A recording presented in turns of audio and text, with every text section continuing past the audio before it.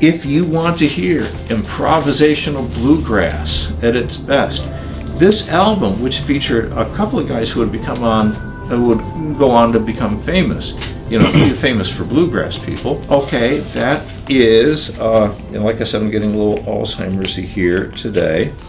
Violin is Kenny Kosek, I think. Okay. The guitarist is Russ Barenberg, and he would go on to play on the soundtrack to Ken Burns' film The Civil War. Wow. That's his guitar you're hearing there.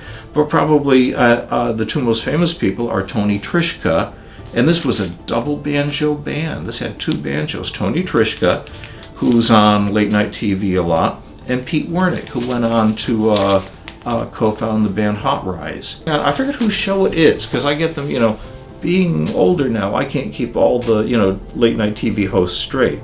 But he has appeared on a number of occasions, most recently with the guitar player Michael Daves. This is a guest spot, just really? Yeah. He's like famous. Yeah, he's like famous, Okay. yeah. He's really good. Tony Trischka is really good, and Pete Wernick is really good. They both had very different styles. I think Pete Wernick's style, you'd have to say, is like really fluid.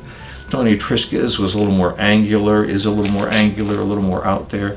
And together, because when you reckon with the fact that a banjo, a 5-string banjo, is roughly as loud as a jet engine, you think, who needs two of those in a band? But this band, Country Cooking, this is, well, now let's see, now that you I see some flares in the pants. Yeah, that's it. Let that be your guide. That's my guide. Let the fashion be your guide. I don't honestly know. It might be early 70s. It's a great cover. It is a great cover. Wow. Yeah. All those guys look so young. My last favorite acoustic album is the debut by Frank Wakefield. Frank Wakefield was, I don't think you'd call him a protege of Bill Monroe, because Bill Monroe he never played in Bill Monroe's band. But he was a mandolin player around the same time as Bill Monroe, who was very much influenced by Bill Monroe. And it was really Monroe. People call Monroe the father of bluegrass. And bluegrass really is distinct from other forms of country music in that the mandolin is used not only as a lead instrument, but also is the most important rhythm instrument. It was Bill Monroe who started playing a mandolin chop, like a really slightly muffled strum on the downbeat, and where a snare drum, where you'd expect to hear a snare drum in, rock music or something like that. And the mandolin player is usually responsible for giving the entire band a very driving sound. The chop. And Frank Wakefield, so of course he mastered the Bill Monroe chop, and he adored Bill Monroe. They met a number of times, and it was always clear that there was great admiration between them. But Frank Wakefield took both composing and improvisation to then new heights for bluegrass music. And it was David Grisman, the band leader on the earlier album I showed you, who referred to Frank Wakefield as having split the bluegrass atom. And indeed he did. Wow. So this is a great record. Oh, let's see, 1972. And Frank Wakefield would go on to, there are a couple of numbers on this one. One is called Jesus Loves His Mandolin Player number 2, and Jesus Loves His Mandolin Player number 16. Very different pieces, totally different pieces. They were, I think, improvised in the studio, improvised on the spot, but they stand as compositions, on their own, kind of like jazz. So if you have any taste for adventurous acoustic music, and there's some traditional numbers on here too. Frank is still alive. I interviewed Frank for a magazine called the Fretboard Journal a few years ago. Well, must have been a little more than about 5 or 6 years ago.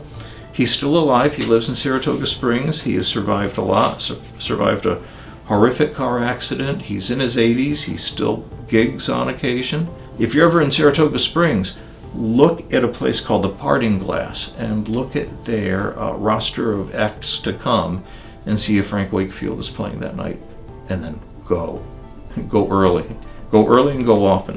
Do you listen purely for the music, or do they help you judge things like tone and texture that you're so familiar with? They can help me, for audio reviewing. It's an awful thing to do to a good record. It's just to listen to the sound. It's almost like having a friend and using them as just a servant. It's It's an awful thing to do to a friend. It's a great line. And just using this as, as something to review with, it's an awful thing to do. That said, yeah, like other people, I do it sometimes.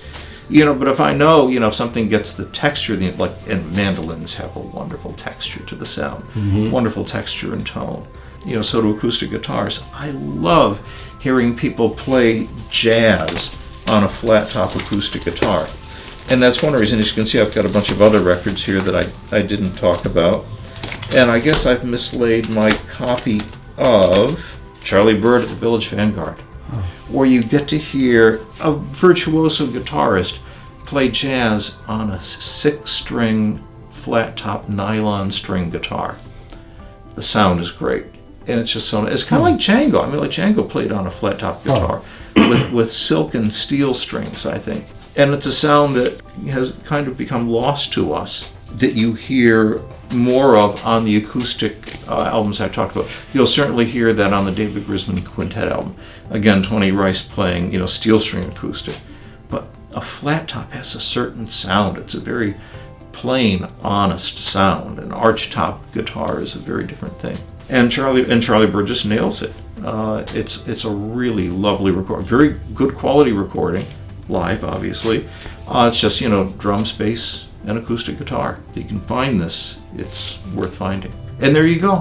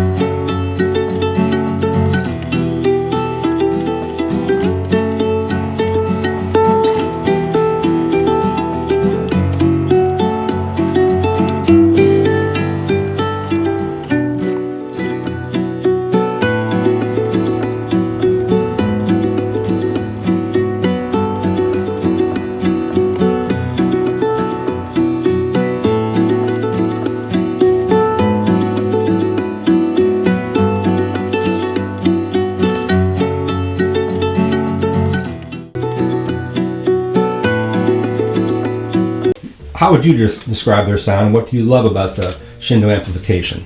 They all the Shindo amplifiers that I've heard and preamplifiers that I've heard sound different to one another, and that's the idea. Ken Shindo, who passed away a few years ago, my understanding was he liked to explore the sonic possibilities of different parts, mostly different tubes.